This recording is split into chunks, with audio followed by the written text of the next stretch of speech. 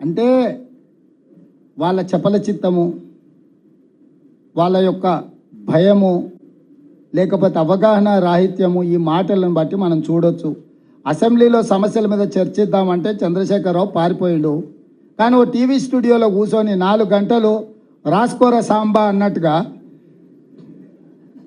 అడిగేటోడు ఆయనోడే, చూపించేటోడు ఆయనోడే, రాసుకునేటోడు ఆయనోడే. ఏందా ఇది? ఎంత బాధ్యతారహితంగా వ్యవహరిస్తున్నాడు ఈ రాష్ట్రంలో ప్రధాన ప్రతిపక్ష నాయకుడు.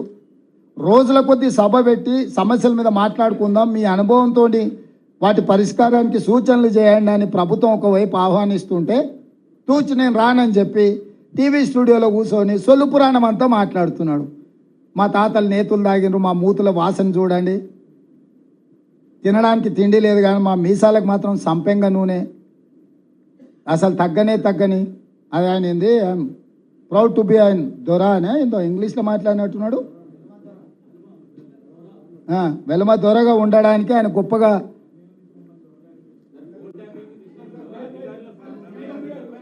అదే చెప్తున్నా.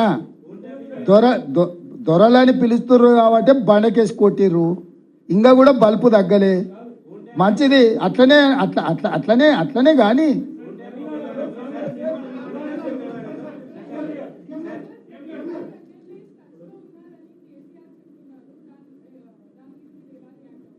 ఇప్పుడు ఆయన దొడ్లు ఎన్ని ఉన్నాయో ఆయన రోజు సాయంత్రం లెక్క చూసుకునే పరిస్థితి. మీరు అంత సీరియస్గా తీసుకోకండి. కొంచెం మానసికంగా వారు కొంత ఇబ్బందిని ఎదుర్కొంటున్నారు, కొంచెం మానసిక ఆందోళనలో ఉన్నారు. ఉండడానికి కూడా కారణం నేను అర్థం చేసుకోగలను. ఇంట్లో ఉన్న పరిస్థితులు, బయట ఉన్న పరిస్థితులు, అధికారం కోల్పోయి ఎవరు పిలిచినా పలకకపోవడం వల్ల బెల్లు కొడితే కూడా ఎవరు వస్తలేరు. ఆ సంతగాడు కూడా సెలవు పెట్టిపోయిందంట.